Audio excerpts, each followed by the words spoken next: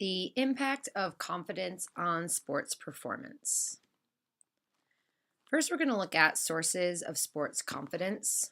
Most of the research, especially the early research around sports confidence, was done by Bandura and Vili.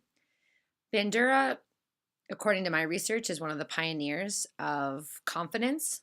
His research actually was not intended for sports and for athletes, but it applied really nicely. And two main things came out of Bandura's research. First was self-efficacy theory.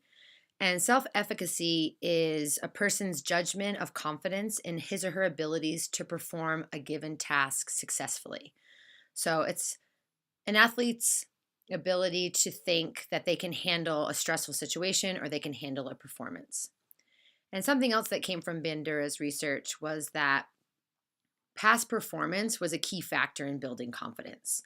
So an athlete's ability to draw on a successful practice or a successful game or match was useful in helping to build their confidence. Vili came along several years later with a few other views of confidence, and she came up with a more multi-dimensional view of confidence.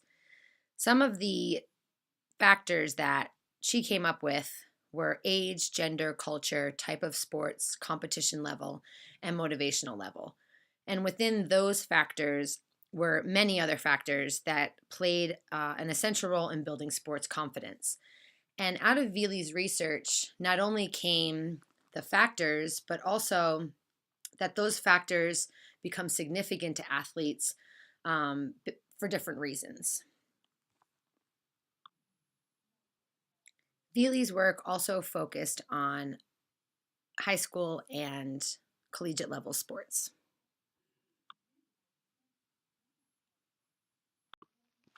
Vili's work also focused on high school and collegiate level sports. Further research on topics of confidence as it relates to athletic performance were done by Hayes et al. And Wilson et al. And those researchers started looking at different levels of athletes. So we start talking about master athletes over the age of 50 and world-class athletes, for example, athletes that go to the Olympics. And research started to be done on the significance of factors that play a role into the confidence of those athletes. And what's important here to recognize is if a coach or an athlete is looking to build sports confidence, it's important to identify different attributes of being a high school athlete versus a college athlete, a master athlete, or a world-class athlete, because different factors are going to play a role. For example, a master's athlete who may attend practices on their own, may not have a coach, may see a coach's role as a less significant factor than a high school, collegiate, or world-class athlete, where the coach plays an essential role in building confidence for those athletes. Recent research has started talking about the idea of resilient confidence, resiliency confidence, or robust confidence. I really enjoyed reading these studies because I feel like the research is really being furthered from the initial research done by Bandura and Vili. With that said, still research done today echoes a lot of the same models and theories from those researchers. But what this new research is doing is talking about the extension that athletes need to learn how to rebuild confidence after maybe a bad game, a bad performance, or some kind of a setback. And so it's not just about athletes building pre-competition confidence or building confidence during their sport. They need to be able to bounce back. And so research here really talks about helping athletes and ways that we can help athletes bounce back from setbacks. And the research by Beaumont suggested several different options for helping athletes with that, such as like journaling and different reflections that will help athletes regain confidence. Gender plays a big role in building confidence, and males and females have different attributes that will make factors of confidence more significant to them. So, some things I found in research for females in general tend to be less confident. They're more goal oriented. They're affected more by body image, which can affect their confidence. And they're more susceptible to positive feedback and compliments from coaches. Where males are focused more on winning, and those factors of winning play a larger role in building confidence. Males also build confidence when they believe their coach knows what they're doing and knows how to build a good practice program. And it was important to note that not all female and male athletes are going to differ in social influences or in any of these factors, but definitely as a coach who's looking to build confidence in their athletes, it's important to understand that gender plays a role. And so if you want to build a program that's helping females build confidence, you might not want to focus on winning all the time. You might want to focus more on the process, positive feedback, and compliments.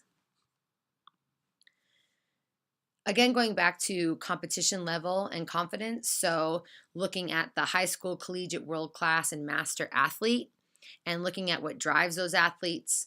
One thing that was found really within any athlete, past performance experiences were really important. And when athletes know that they've performed successfully in the past, they're able to stay confident and that they can perform successfully in the future. As mentioned before, master athletes tend to be more self-driven, where high school and collegiate athletes tend to rely more on coaches' influence in building confidence for their sport.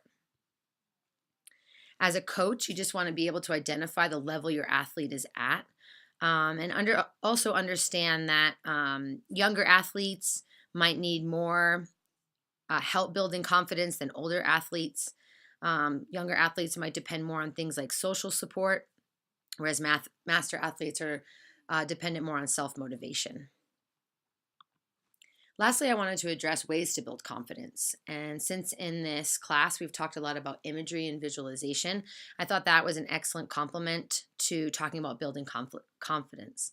There's a lot of research out there that shows imagery is a way to rebuild past experiences. And since past performances are such a critical element in building confidence, imagery is a really important way to helping athletes recreate past performance experiences.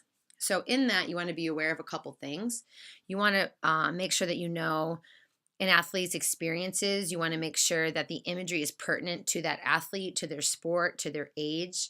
And then I thought that was interesting. I found an article about dynamic imagery, which is when an athlete does imagery holding a piece of equipment from their sport. So I thought about my swimmers like holding their goggles or holding their cap when they're doing their imagery. And that use of dynamic imagery was also shown to be really positive in building pre-competitive confidence, which pre-competitive confidence and was really important, was an important aspect in the research that I found. A lot of athletes during that pre-competitive phase might lose confidence in themselves right before a performance. So the idea is that if they have those goggles in their hand, they're able to more vividly imagine their past performances and hopefully be more successful. Here are my references. I had a really great time researching this topic. And I've learned a lot teaching all girls. I hope to use a lot of this information about building confidence with my own students and my athletes. Thank you.